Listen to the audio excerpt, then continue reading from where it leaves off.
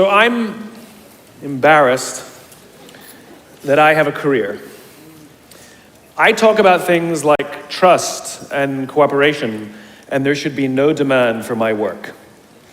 But the fact of the matter is there is demand for my work, which means that there's an opportunity. It means that trust and cooperation are not yet standard in our organizations, and yet they should be, and we know that, which is why we're looking for ways to bring those things to our organizations. So I thought I would do something a little different today. You know, when you're speaking to tens of thousands of people and you have the opportunity to share a message, of course, most rational people would say, let's go with something I've talked about lots of times and I'm really good at, but I'm not normal, so I'm going to do something completely new, and I hope this works out. There are two things that I think that great leaders need to have: empathy and perspective. And I think these things are very often forgotten. Leaders are so often so concerned about their status or their position in an organization, they actually forget their real job. And the real job of a leader is not about being in charge, it's about taking care of those in our charge. And I don't think people realize this, and I don't think people train for this. When we're junior, our only responsibility is to be good at our jobs. That's all we really have to do. And some people actually go get advanced educations so that they can be really good at their jobs, accountants or whatever, right? And you show up and you work hard, and the company will give us tons and tons of training how to do our jobs. They'll show us how to use the software. They'll send us away for a few days to get trained in whatever it is that we're doing for the company. And then they expect us to go be good at our jobs. And that's what we do. We work very hard. And if you're good at your job, they'll promote you. And at some point, you'll get promoted to a position where we're now responsible for the people who do the job we used to do, but nobody shows us how to do that. And that's why we get managers and not leaders. Because the reason our managers are micromanaging us is because they actually do know how to do the job better than us. That's what got them promoted. Really what we have to do is go through a transition. Some people make it quickly, some people make it slowly, and unfortunately some people will never make that transition at all. Which is we have to go through this transition of being responsible for the job and then turning into somebody who's now responsible for the people who are responsible for the job. And as I said before, one of the great things that is lacking in most of our companies is that they are not teaching us how to lead. And leadership is a skill like any other. It is a practicable, learnable skill. And it is something that you work on. It's like a muscle. If you practice it all the days, you will get good at it and you will become a strong leader. If you stop practicing, you will become a weak leader. Like parenting, everyone has the capacity to be a parent. Doesn't mean everybody wants to be a parent, and doesn't mean everybody should be a parent. Leadership is the same. We all have the capacity to be a leader. Doesn't mean everybody should be a leader, and it doesn't mean everybody wants to be a leader. And the reason is because it comes at great personal sacrifice. Remember, you're not in charge, you're responsible for those in your charge. That means things like when everything goes right, you have to give away all the credit. And when everything goes wrong, you have to take all the responsibility. That sucks, right? It's things like staying late to show somebody what to do. It's things like when something does actually break, when something goes wrong, instead of yelling and screaming and taking over, you say, try again. When the overwhelming pressures are not on them, the overwhelming pressures are on us. At the end of the day, great leaders are not responsible for the job. They're responsible for the people who are responsible for the job. They're not even responsible for the results. I love talking to CEOs and say, what's your priority? And they put their hands on their hips all proudly and say, my priority is my customer. I'm like, really? You haven't talked to a customer in 15 years. There's no CEO on the planet responsible for the customer. They're just not. They're responsible for the people who are responsible for the people who are responsible for the customer. I'll tell you a true story. A few months ago, I stayed at the Four Seasons in Las Vegas. It is a wonderful hotel. And the reason it's a wonderful hotel is not because of the fancy beds. Any hotel can go and buy a fancy bed. The reason it's a wonderful hotel is because of the people who work there. If you walk past somebody at the Four Seasons and they say hello to you, you get the feeling that they actually wanted to say hello to you. It's not that somebody told them that you have to say hello to all the customers, say hello to all the guests, right? You actually feel that they care. Now, in their lobby, they have a coffee stand. And one afternoon, I went to buy a cup of coffee, and there was a barista by the name of Noah who was serving me. Noah was fantastic. He was friendly and fun, and he was engaging with me, and I had so much fun buying a cup of coffee, I actually think I gave 100% tip, right? He was wonderful. So as is my nature, I asked Noah, do you like your job? And without skipping a beat, Noah says, I love my job. And so I followed up. I said, what is it that the Four Seasons is doing that would make you say to me, I love my job? And without skipping a beat, Noah said, throughout the day, managers will walk past me and ask me how I'm doing, if there's anything that I need to do my job better. He said, not just my manager, any manager. And then he said something magical.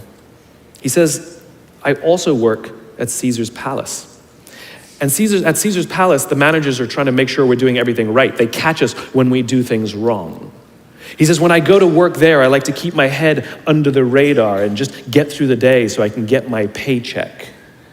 He says, here at the Four Seasons, I feel I can be myself. Same person, entirely a different experience from the customer who will engage with Noah. So we in leadership are always criticizing the people. We're always saying, we got to get the right people on the bus. I've got to fill my team. I got to get the right people. But the reality is, it's not the people. It's the leadership. If we create the right environment, we will get people like Noah at the Four Seasons.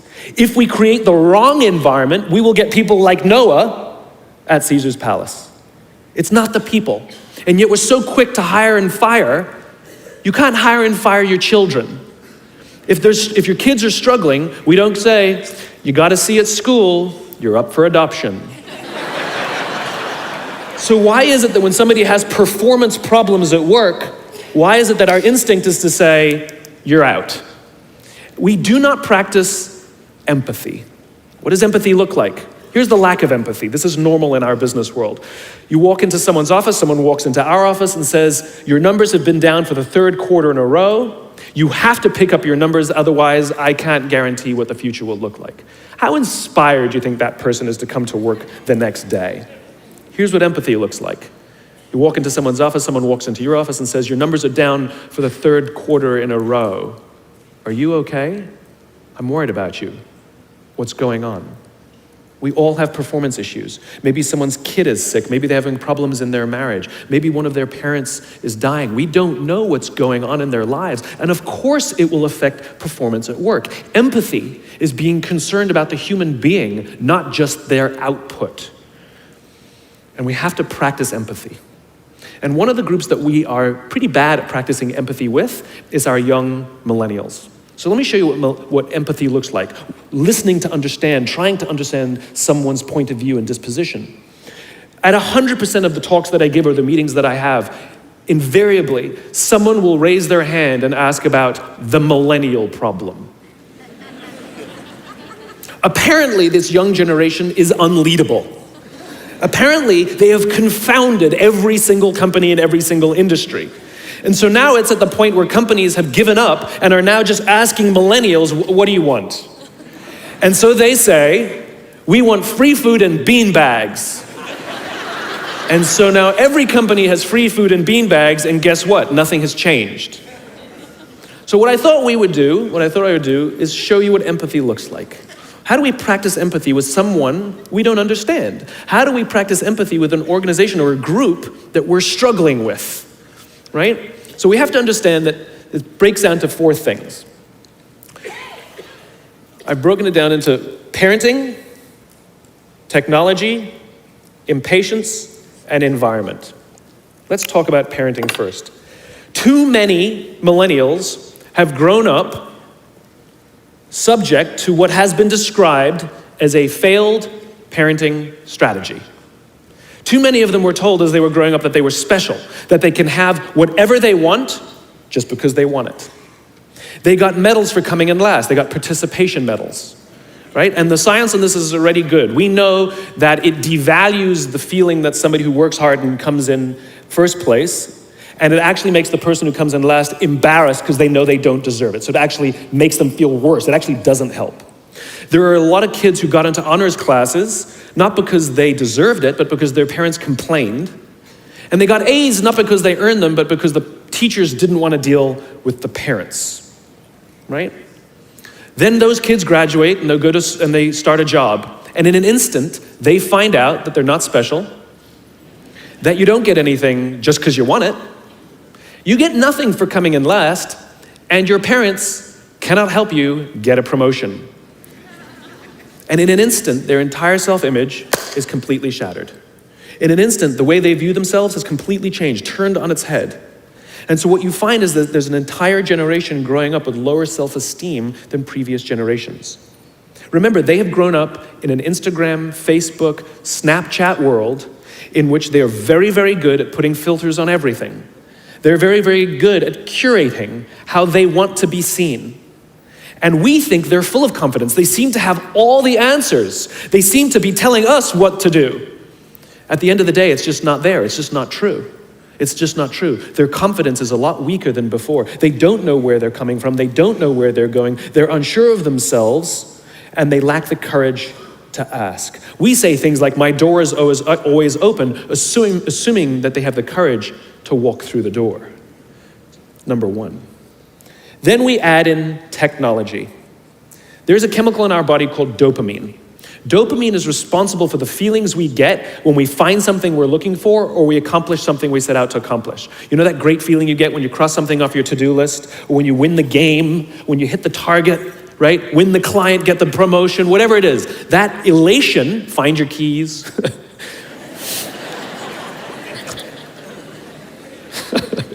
That elation comes from a chemical in our body called dopamine. Right? Now, other substances, other things that release dopamine include alcohol, nicotine, gambling. That's what makes us feel good when we engage with those things, and it's the root of a lot of addiction. In fact, almost every alcoholic on the planet discovered alcohol when they were teenagers. You see, when we're very, very young, the only approval we need is approval from our parents. And then as we go through adolescence, we now crave the approval of our peers. Very frustrating for our parents, very important for us. It allows us to acculturate outside of our immediate families into the larger tribe. Very, very important, right? It's a time of high stress and high anxiety, and we're supposed to learn to rely on our friends. Some people, quite by accident, discover alcohol and the numbing effects of dopamine to help them cope with the stress, and that becomes hardwired, and then for the rest of their lives, when they suffer some kind of extreme stress, they don't turn to a person, they turn to the bottle, right? Now, we also know that dopamine is released with cell phones and social media. So that bing, buzz, flash, and beep that we get from our phones that feels so good, it releases dopamine. We like getting it. Yes, we all hate all the emails, but we love the bing, right? We've all been in this position. You know, you're feeling a little bit down, you're feeling a little bit sorry, maybe feeling a little bit sad. And so what do? We send out 10 texts to 10 friends. Hi, hi, hi, hi, hi. And we hope that they write back because it feels good, right? So now we have a young generation with basically unfettered access to social media and cell phones. We have age restrictions on alcohol, we have age restrictions on smoking, and we have age restrictions on gambling. We have no age restrictions on this other dopamine-producing device called social media or cell phones. It's the equivalent of throwing open the liquor cabinet and telling our young adolescents, I know this is a stressful time, try the vodka, it'll get you through these hard times. That's basically what we're doing. And so what's happening is it's becoming hardwired, where our young generation isn't learning the coping skills and coping mechanisms to turn to another human being when they're struggling or stressed. They're turning to social media or their cell phones. Their self-worth sometimes becomes wrapped up in how many likes they get. They obsessively check how many likes, and actually will get depressed if they don't get any. You see them going out with their friends, and instead of connecting with their friends, they will simply sit and talk on the phone. Let me show you something that's really powerful. Can I borrow your phone, please? There's one right there in between you. Just let me borrow that for a sec. I'm asking you to give me somebody else's phone. You don't have to turn it on. I just need it. Thank you. So let me show you the subconscious power of this device. What if I were to hold my phone while I'm giving this presentation? I'm not checking it, it's not buzzing, it's not beeping. I'm simply holding it. Do you feel like you're the most important thing to me right now? No, you do not. And this is an artificial environment. Now think about how often this phone is out while we're talking to other people. Hey boss, can I talk to you? Sure, what's on your mind? As opposed to, sure, what's on your mind? We go out for dinner or lunch with our family and our friends. We have meetings and we put the phone on the table, which sends a subconscious message to everybody else in the room that this is not that important to me. You're not that important to me. And by the way, putting your phone upside down is not more polite. This is my favorite one, where the phone rings in the middle of a dinner, in the middle of a lunch, in the middle of a meeting, and somebody goes, I'm not gonna answer it. Oh my God, just so magnanimous. Right? Thank you. Right?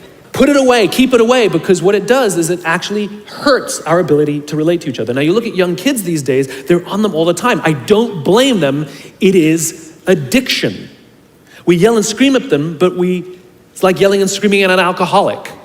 It doesn't help the fact that it's a chemical addiction, right? So you take an insecure generation that now, through no fault of their own, struggles to cope with stress. They don't know how to cope with and deal with stress. And as they have told me, many of them will admit that they struggle to form deep, meaningful relationships. They will admit that many of their friendships are superficial, right? That their friends they know would cancel on them if they get a better plan, that they wouldn't really know who to talk to if they get depressed. And maybe they'll turn to an online support group, which is not a real thing. It's not human, right? And we've seen the impact of this. We're starting to see rises of depression in this generation. We're starting to see rise of suicide in this generation. We're starting to see a rise of accidental death due to drug overdose from this generation. Universities are currently dealing with an epidemic that they've never dealt with before, which is the number of kids requesting leaves of absence due to depression, right? Now, those are all extreme examples. The less extreme and more likely example is that someone will go through life just never really finding joy or fulfillment, and everything's just fine. How's your job? It's fine. How are your friends? They're fine. But no joy, because you just cannot, because joy, fulfillment comes from this. It comes from human interaction. We are social animals and we need it. And we have to learn to rely on our friends. And that skill is desperately lacking. So you add in the next one, impatience. This generation is often accused of being entitled. And if you've worked with any of them before, sure seems that way. But I would argue that we're misreading the tea leaves. They're not entitled, they're impatient. Again, let's practice empathy. How did they grow up? They grew up in a world of instant gratification. You want to buy something, you go on Amazon, it shows up the next day. You want to watch a movie, you don't check movie times, you just log on and download it whenever you want to watch it. Stream it, right? You want to watch a TV show, you don't wait week to week to week. You just binge watch for the weekend. In fact, if you want to get hold of somebody, you don't leave a message on their machine and wait 4 hours for them to get the message and call you back. You just text them and they'll call you, they'll get back to you literally instantaneously. Heck, if you want to go on a date, you don't even have to be like, hey, you just swipe right. You got a date. Never learned the skill set of like, what are you doing, right? You can have 4 dates in a night. In other words, everything comes instantaneously. They have falsely applied the instant gratification model to life fulfillment and career fulfillment. They want it all instantaneously. The problem is life, relationships, career are not destinations. Like, look, I found the job I love. That's not how it works. It's not a scavenger hunt. I'm looking for the job that will, no, it doesn't work that way. It's a journey. It's the same with love. It's like, I found love. No, you didn't. You work hard every single day to stay in love. It's a journey. It's as if they're standing at the foot of a mountain. They know exactly what they want. They can see the summit. What they don't see is the mountain. I talked to some recent college grads who are in their entry-level jobs on a regular basis, and I'll ask them things like, how's it going? And they'll say, yeah, I think I'm gonna quit. I'm like, why? They're like, I'm not making an impact. I'm like, you've been here 8 months, right? And this is the problem. They see it as destination. I'm not making an impact. I hear it all the time. But they don't even know what that means, impact. Yes, we all want to make an impact. What kind of impact? What do you want to do? How do you want to contribute to the world? This is what vision is. This is what why is. It's become generic and abstract. But the problem is they're wafting around. They're looking for the right, they'll go from job to job to job, hoping that the next one sticks. They go from relationship to relationship, hoping that the next one is the love that I've been looking for. They don't know how to ask for help, and it makes them feel even worse because they can't find the thing that they're looking for. Maybe it's me. So you have an insecure generation that doesn't have coping mechanisms, that wants everything resolved and resolved now. I have a thought, let me just send a text, as opposed to, let me wait an hour when I'm done with lunch with you, and then I'll send my text, for example. And then we get to the fourth and most egregious of the four observations, environment. We're now taking this wonderful, smart, idealistic, ambitious, hardworking, good group of people that were dealt a bad hand, and we're putting them in corporate environments that do not care about them as human beings. Right? We have, for some reason, our work world has changed over the past 20 and 30 years. We are suffering the side effects of business theories left over from the 80s and 90s. And they are bad for people, and they are bad for business. Let me give you an example. The concept of shareholder supremacy was a theory proposed in the late 1970s. It was popularized in the 80s and 90s. It is now standard form today. You talk to any public company and you ask them their priority and they say maximize shareholder value. Really? That's like a coach prioritizing the needs of the fans over the needs of the players. How are you going to build a winning team with that model? But that's normal today. We don't even perceive it as broken or damaged or wrong or outdated. Remember, the 80s and 90s were boom years with relative peace and a kinder, gentler Cold War. Nobody was practicing hiding under their desks in school anymore. We are no longer in those times. These are no longer boom years. These are no longer peaceful times, and those models cannot work today. Here's another one. Mass layoffs. Using someone's livelihood to balance the books, right? It's so normal in America today that we don't even understand how broken and how damaging it is, not only to human beings, but to business. You know, companies talk about how they want to build trust and cooperation, and they announce a round of layoffs. Do you know the quickest way to destroy trust and destroy cooperation in a business, literally in one day? Lay people off, and everyone gets scared. Right? Can you imagine sending someone home to say, honey, I can no longer provide for our family because the company missed its arbitrary projections this year? And forget about the people who lost their job. Think about the people who kept their jobs. Because every single decision a company makes is a piece of communication. And the company has just communicated to everybody else, this is not a meritocracy. We don't care how hard you work or how long you've worked here. If we miss our numbers and you happen to fall on the wrong side of the spreadsheet, I'm sorry, we cannot guarantee employment. In other words, we come to work every day afraid. And we're asking our youngest generation to work in environments where how would any of us ever stand up and admit, I made a mistake? We're constantly being told, you have to be vulnerable. Leaders are vulnerable. What does that even mean? It doesn't mean you walk around crying, I'm vulnerable, right? No, what vulnerability means is you create an environment in which someone feels safe enough to raise their hand and said, I don't know what I'm doing. You've given me a job and I haven't been trained to do it. I need help. I made a mistake. I screwed something up. I'm scared. I'm worried. All of these things no one would ever admit inside a company because it puts a target on your head in case there's another round. And so we keep it to ourselves. And how can a company ever do well if nobody's ever willing to admit they made a mistake, that's scared, or they don't know what they're doing? And so we've literally created cultures in which every single day everybody comes to work and lies, hides, and fakes. And we're asking our youngest generation to work and succeed and find themselves and build their confidence and overcome their addiction to technology and build strong relationships at work. We're asking them to do this, and these are the environments we've created.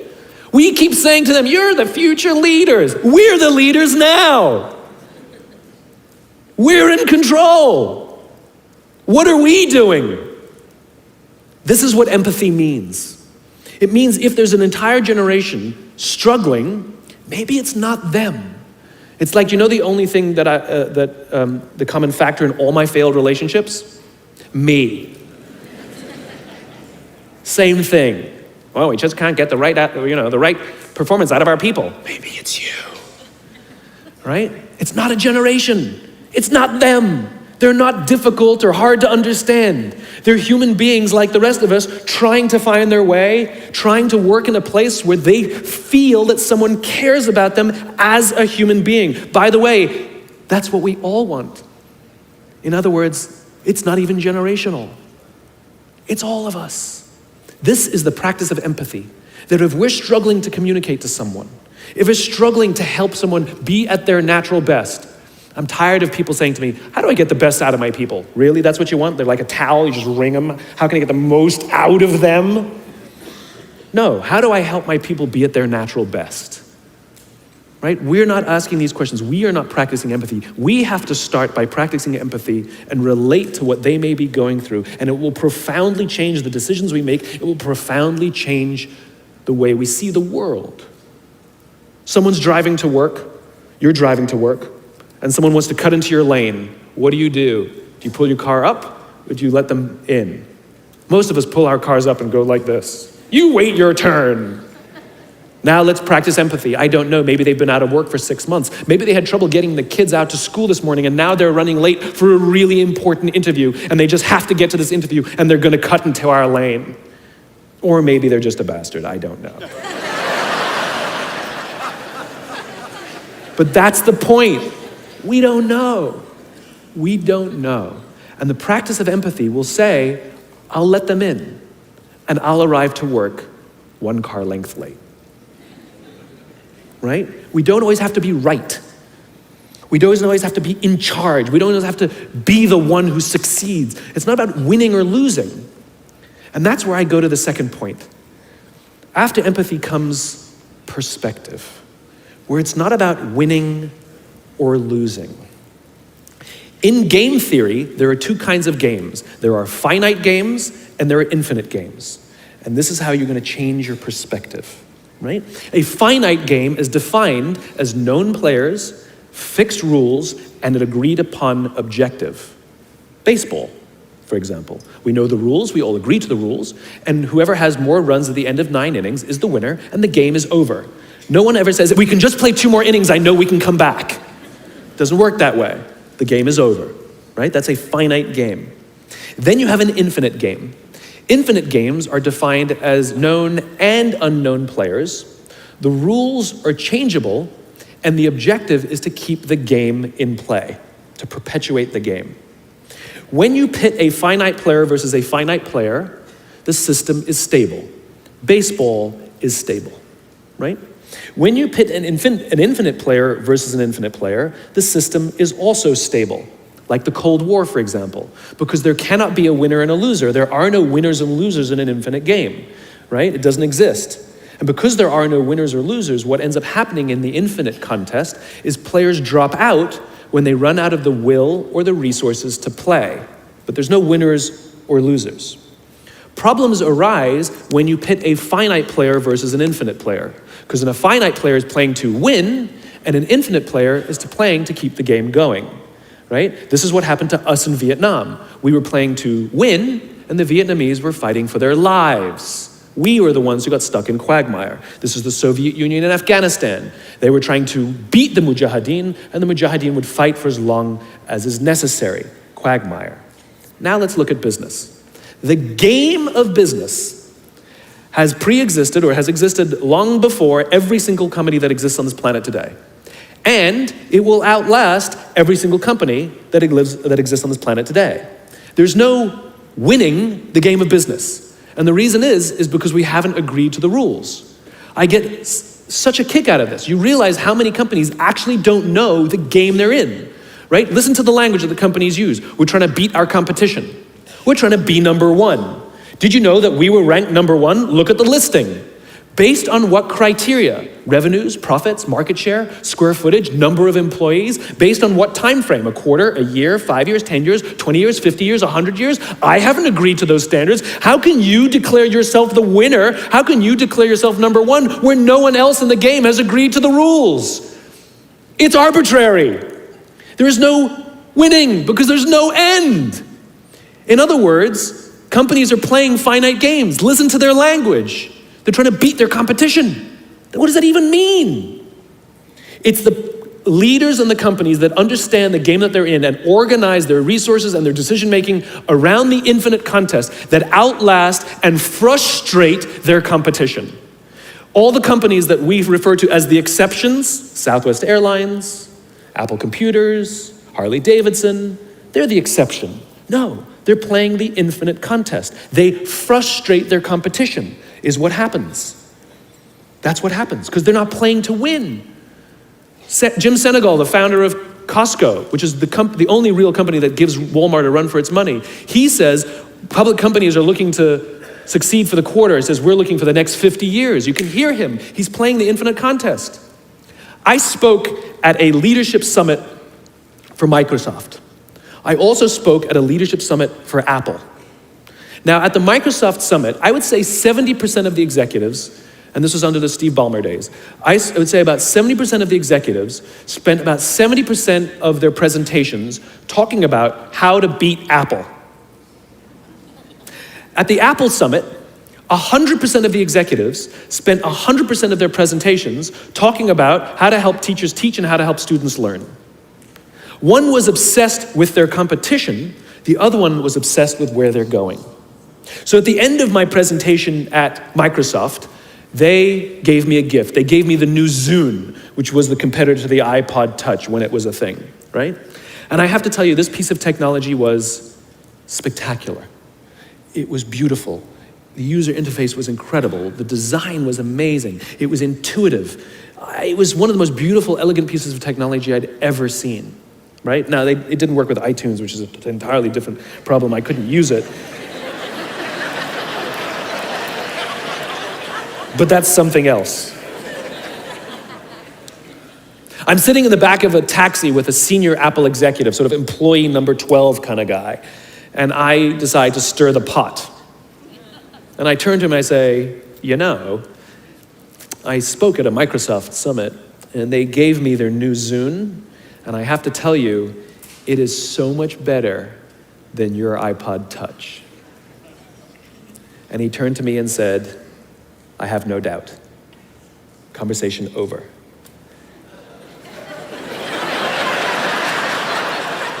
Because the infinite player isn't playing to be number one every day with every product. They're playing to outlast the competition. If I had said to Microsoft, oh, I've got the new iPod Touch, it's so much better than your new Zune, they would have said, can we see it? What does it do? We have to see it. Because one is obsessed with their competition, the other is obsessed with why they do what they do, the other is obsessed with where they're going. And the reason Apple frustrates their competition is because secretly, they're not even competing against them.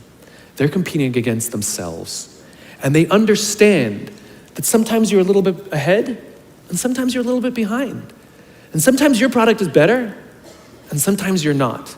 But if you wake up every single morning and compete against yourself, how do I make our products better than they were yesterday? How do I take care of our customers better than we did yesterday? How do we advance our cause more efficiently, more productively than we did yesterday? How do we find new solutions to advance our calling, our cause, our purpose, our belief, our why every single day? What you will find is over time, you will probably be ahead more often. Those who play the infinite game understand it's not about the battle, it's about the war. And they don't play to win every day. And they frustrate their competition until their competition drops out of the game. Every single bankruptcy, almost every merger and acquisition is basically a company saying we no longer have the will or the resources to continue to play, and we have no choice to either drop out of the game or merge our resources with another player so that we can stay in the game. That's what that is. And if you think about the number of bankruptcies and mergers and acquisitions, it's kind of proof that most companies don't even know the game they're in. You want to be a great leader, start with empathy. You want to be a great leader, change your perspective and play the game you're actually playing. Thank you very much.